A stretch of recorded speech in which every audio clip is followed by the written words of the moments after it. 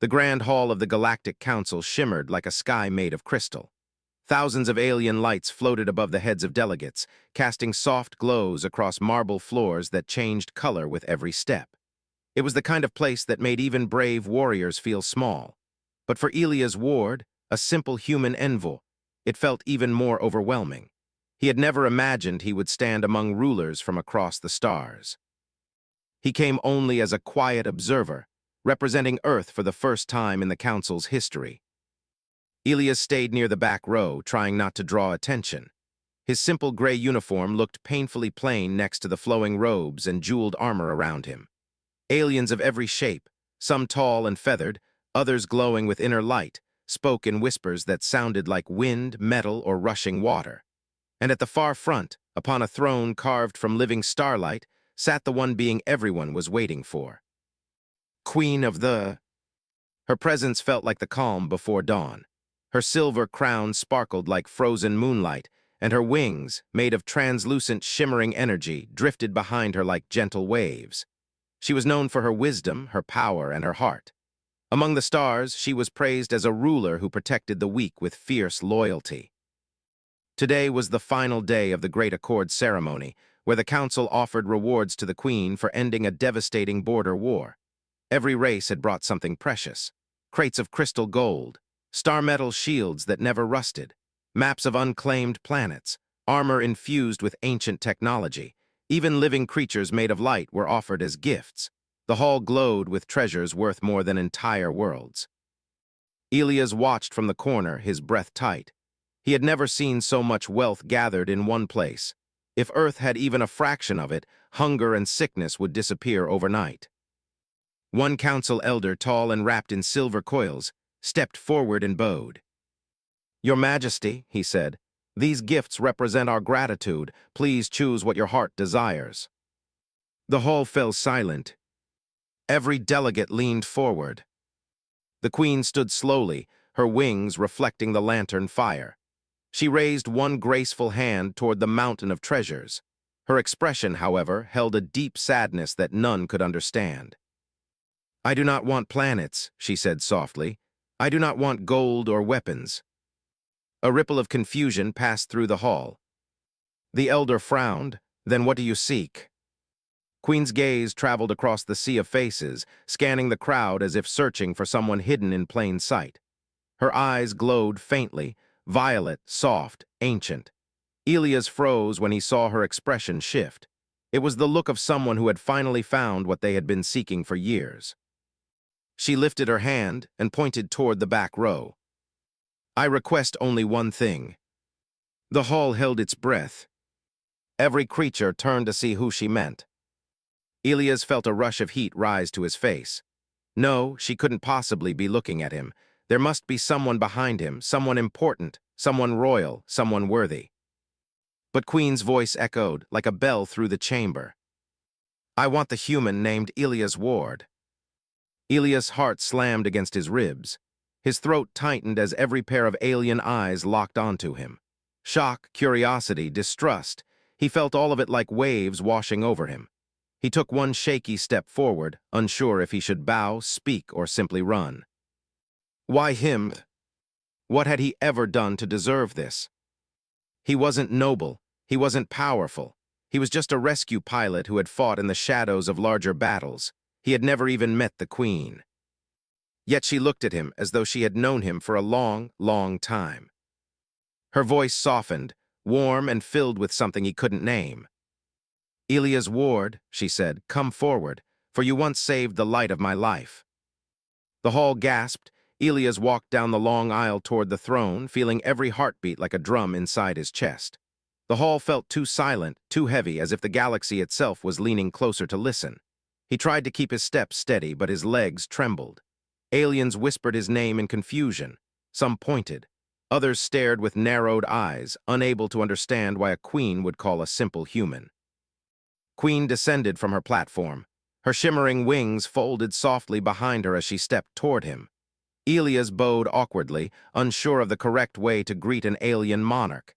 She reached out gently, lifting his chin so he stood straight. "You do not need to kneel before me," she said softly. You kneeled once before, and that was enough. Her words confused him. Elias hadn't kneeled for any queen in his life. "I'm sorry, Your Majesty," he said quietly. "I don't understand." She turned to the council delegates. Her posture changed, no longer gentle but regal and steady. "Let the truth be spoken," she announced. "This human once saved my daughter, Princess." A wave of shocked murmurs swept through the hall. Elias blinked. He had saved many children as a rescue pilot during the war, but he had never known their names, their families, or their lineages. Most times, he didn't even stay long enough to hear their stories. Queen continued, her voice trembling with an emotion Elias could not yet recognize. "Years ago, during the frost storms of Smoon, my daughter escaped from her damaged transport. The storm nearly buried her alive. She was only a child, her wings fragile, her heart terrified." Elias felt a cold shock strike him. He remembered that day, the blinding snow, the screaming wind. The tiny winged girl curled against a rock, barely moving. He had picked her up, wrapped her in his jacket, and carried her through the deadly ice. He never asked who she was. He only knew she needed help. His voice came out as a whisper. "That little girl was the princess." Queen nodded. "For years, she spoke of the human who saved her. She described how your hands were shaking from the cold, yet you kept her warm. She said your voice guided her through the dark when she thought she would not survive." Elias swallowed hard, memories washing over him. He had never known his simple act left such a mark. "She told me," the queen said gently, "that when she cried, you told her she would live because someone cared enough to fight the storm for her." The hall softened into silence. Elias stared at his own hands, remembering the frostbite that nearly claimed two of his fingers. "I didn't know she was a princess," he murmured. "I didn't even stay to receive thanks. I just did what anyone should do." Queen shook her head. "No, Elias Ward, not everyone would do what you did. Many hide when the storms come. Many think of their own safety first. But you carried her until your body could barely stand." Her eyes glistened with unshed tears, something rare for a royal. "You saved my child when I could not reach her, and your kindness healed a wound in her heart that even time could not mend." Elias felt the weight of her gratitude, heavy and warm. He looked up at the throne, imagining a frightened girl wrapped in his jacket, calling for a mother he could not find. The queen stepped closer. "Elias, my daughter still keeps your jacket. She refuses to let the palace repair it because she says it carries the warmth of the man who brought her back." Elias' breath hitched. "And now," the queen continued, her voice steady, "she wishes to meet you again. She wishes to thank you not as a lost child, but as a princess who survived because of your heart." The hall waited for his response. In that moment, Elias felt something shift inside him. A mixture of disbelief, emotion, and a strange pull toward a child he had saved long ago. He bowed truly this time, not out of duty but sincerity. "Your Majesty," he said softly, "I'll meet her." Queen's wings glowed brighter. Elias followed Queen through a corridor that felt alive with soft, humming light. The walls glimmered like frozen starlight, and every step echoed in harmony with the distant hum of the palace. Despite the grandeur, Elias' mind raced with one thought. What will I say to her? How do I even begin to meet a child I saved so long ago, now a young princess, cloaked in mystery and fear? The queen stopped before a chamber sealed with transparent energy glass. Beyond it, a small figure moved cautiously, wings folded tightly against her back. Even through the barrier, Elias could see the fragility, the way her body trembled as if the air itself carried invisible storms. This was the girl he had carried through the frost on Smoon. Time had made her taller, but the fear in her eyes seemed unchanged. "Spoke softly, she has grown strong in body, but the past shadows her spirit. She trusts few. Only the one who saved her can reach her heart." Elias swallowed, feeling the weight of responsibility pressing on his chest. He approached the glass, his hand hovering over the surface. Noticed immediately. Her violet eyes widened as she instinctively drew back, wings curling around her like protective shields. "It's me," Elias said gently, his voice trembling. "Do you remember me? I'm the human who carried you through the storm." Her pupils constricted, then slowly dilated. Recognition flickered across her face, but so did caution. She whispered almost as if speaking to herself, You were there, you saved me." "Yes," Elias said, forcing a calm he didn't feel. "I'm here now." For a long moment she studied him, measuring his sincerity, testing if he was real. Her small hands touched the glass, as if reaching through a wall that separated time, distance, and fear. Elias mirrored her motion, pressing his hand to the glass, imagining his warmth passing through to her. The glass shivered lightly under their shared longing. Queen stepped back, giving them space. Her face held a mixture of hope and sadness. "Do not rush her," she advised. "The wounds she carries are deeper than frost or storms." Elias nodded. "I understand, but I will stay with her until she knows she is safe." Trembling eased slightly. She allowed a few steps closer to the glass, studying his face, his scars, the faint lines that showed he had lived and fought as she had. A memory stirred in her eyes, the frozen moon, the sharp wind, the warmth of a stranger's hands. She whispered, "I remember your voice. It kept me alive." Elias' throat tightened.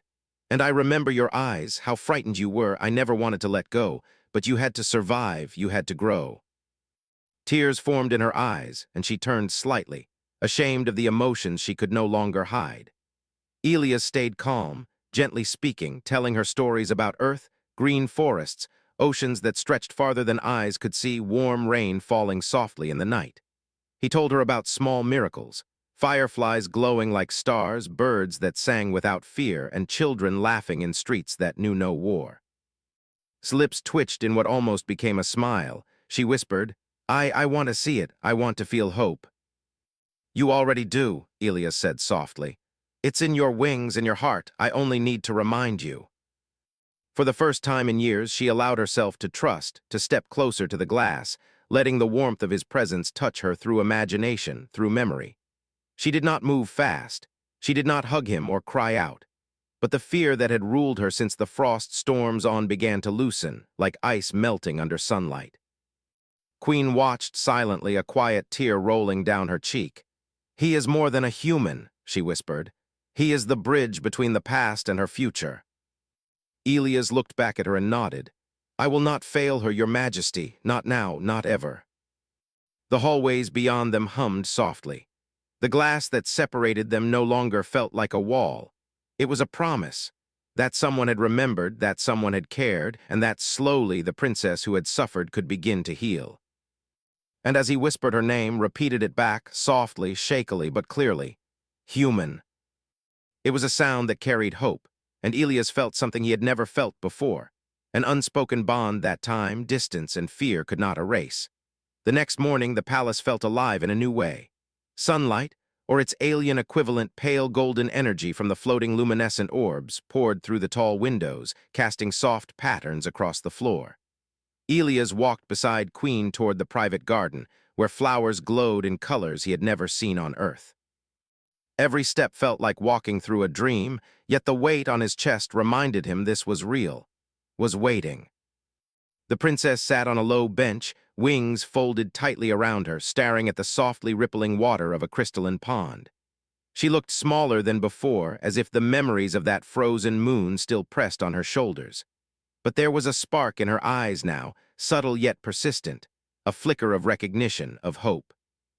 Elias knelt slowly before her, careful not to startle her. "Hello," he said gently. "It's me. I've come back like I promised." Her eyes met his, wide and hesitant. The faintest smile brushed her lips, and it was the first real sign that she remembered the warmth he had given her years ago. You came back," she whispered, voice fragile, trembling. I thought no one would ever remember me." Elias reached out but did not touch her yet. "I remembered every moment," he said softly. "Every shiver in the storm, every tear you tried to hide, you were never forgotten." Tears welled in her eyes, and she quickly blinked them away, ashamed. Elias understood.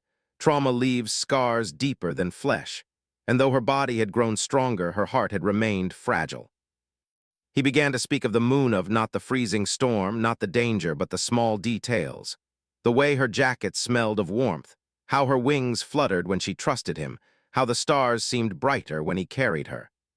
Slowly, she inched forward, letting the memories return without fear. "I remember," she said finally, her voice barely audible. "I remember your hands and your warmth." Elias smiled softly. "I never left you. Even when I walked away, I carried you in my mind. That's why I'm here now, to remind you that you are safe." Wings fluttered slightly, the soft light reflecting her tentative trust. She reached for the jacket she had kept all these years, the one he had wrapped her in during the storm. Her fingers traced the worn edges, and Elias' heart ached. Every thread was a story of survival, of care, of love that didn't need to be spoken aloud. "You saved me," she whispered. "No one else ever did." Elias shook his head. "I only did what was right, but now I want to help you carry your pain so it does not weigh you down anymore." For a long while they sat together in silence, the soft light of the alien garden surrounding them. The distant hum of the palace felt like a lullaby. Trembling lessened with each passing moment. Elias spoke quietly about Earth, about forests that smelled of rain, children laughing without fear, oceans that glimmered under the sun. Slowly, a warmth returned to her eyes, and the faintest glow appeared along the edges of her wings. Queen watched from the garden archway, her chest tight with emotion. She had ruled countless worlds, solved wars, and guided civilizations. But this, seeing her daughter rediscover trust through the hands of a human, was something even she could not command or orchestrate.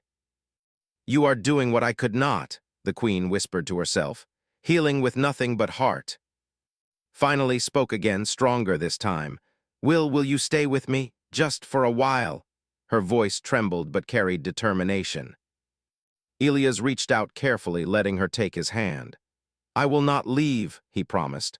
"Not now, not ever. You are safe, and together we will face everything." A tear escaped her eye, and she laughed softly, a sound so fragile yet so full of relief that it made Elias' chest tighten. The wings that had drooped for years began to lift just slightly, catching the light. In that moment, for the first time, Elias realized that saving someone was not always about defeating enemies or surviving storms.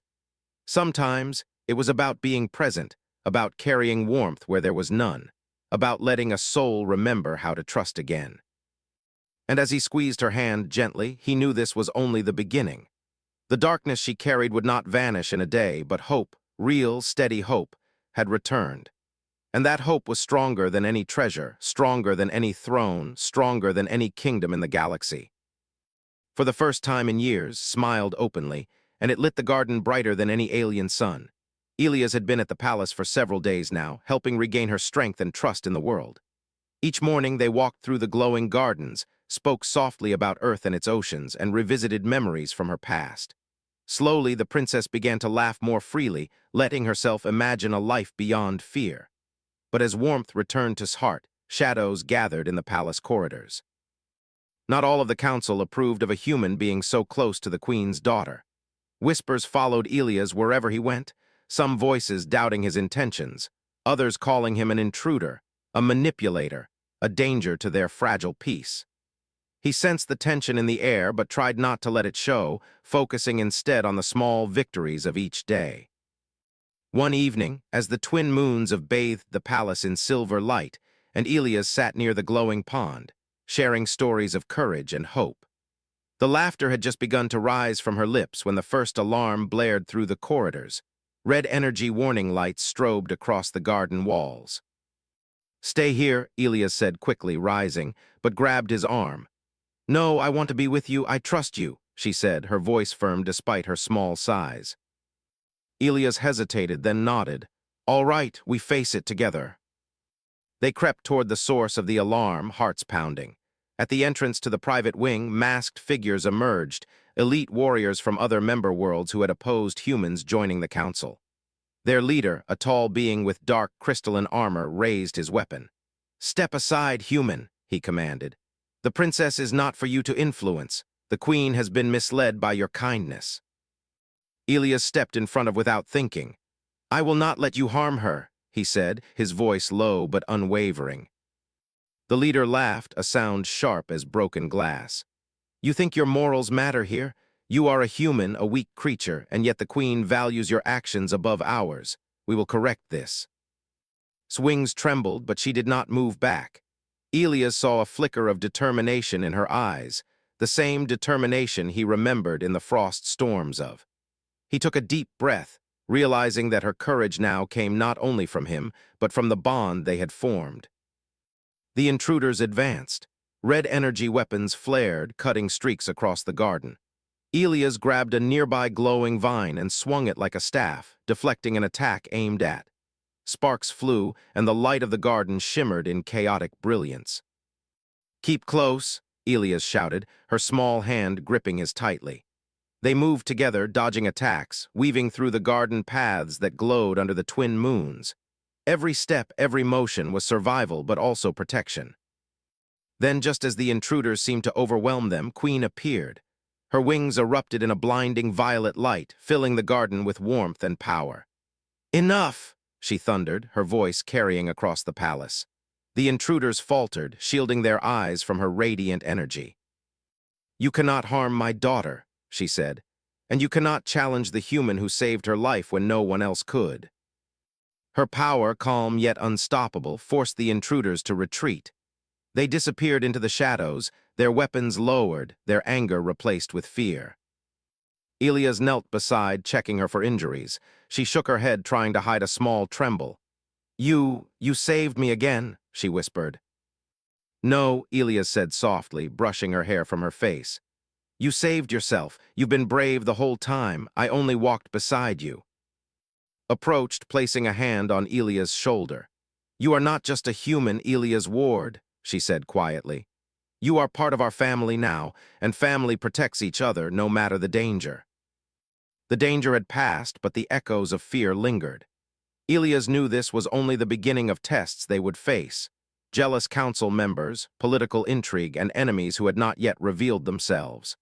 But for now, as he looked at its glowing wings and the pride in Queen's eyes, he felt a new certainty. Together, they could survive anything. And in that moment, Elias realized something powerful. Protection was not just about strength. It was about courage, trust, and the unwavering willingness to stand for someone, even when the universe itself seemed against you. The palace had settled into an uneasy quiet after the attack, but Elias could feel the tension lingering like smoke. The council chambers were buzzing with whispers, alien voices carrying suspicions about his presence. Some questioned whether a human had the right to be so close to the royal family. But Queen moved with unwavering calm, her radiant wings spreading light across the hall, signaling both protection and authority. "Elias," she said quietly, stepping into the sunlit corridor, "tonight there is one more test, one that will determine if is truly ready to step forward and face the galaxy as herself. Will you stand by her?" "Always," Elias replied without hesitation. Small figure appeared beside the Queen, her wings glowing softly.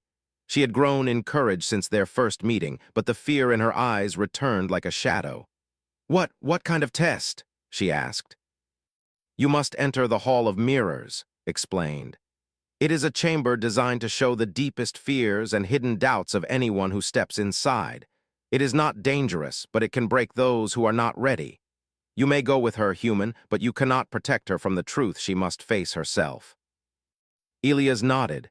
He had faced storms, battles, and freezing moons, but this challenge felt different. This was a trial of trust and courage, not strength. The hall was vast, its walls made of reflective crystal that shimmered like water. The floor beneath their feet glowed faintly, reacting to each step. As stepped inside, the reflections shifted. Her image, and in each reflection she saw herself as she had been, frightened, fragile, frozen on the moon of. The sight made her wings droop and her hands shake. Elias followed close behind. He said softly, "Look at me, you are here, you survived, you are stronger than your fears." She swallowed hard, trying to focus on his words, but the mirrors twisted reality. Some reflections showed herself abandoned, some reflected him leaving her alone in the storm. She shook, feeling old terror rise from the depths of memory. Elias took her hand firmly. "None of this is real," he said. "The fears, the shadows, they are only echoes of the past. You have the power to step through them." Slowly lifted her head. She repeated his name, a whisper that steadied her heartbeat. "Human." "You are not alone," he said. I am with you, and your mother trusts you, I trust you. Her reflections began to change. The images of fear and abandonment started to fade, replaced by visions of her own strength, wings spreading wide, smiling, standing tall. She could see herself laughing, free of the frost, free of terror.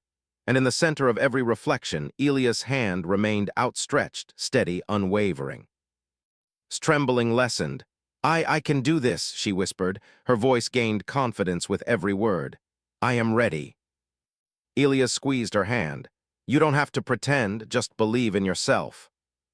For what felt like an eternity, they moved deeper into the hall, facing fears and doubts together. Finally, they reached the heart of the chamber, a space filled with pure, soft light. Reflections merged into a single image, herself proud, glowing, wings radiant, standing beside the human who never left her.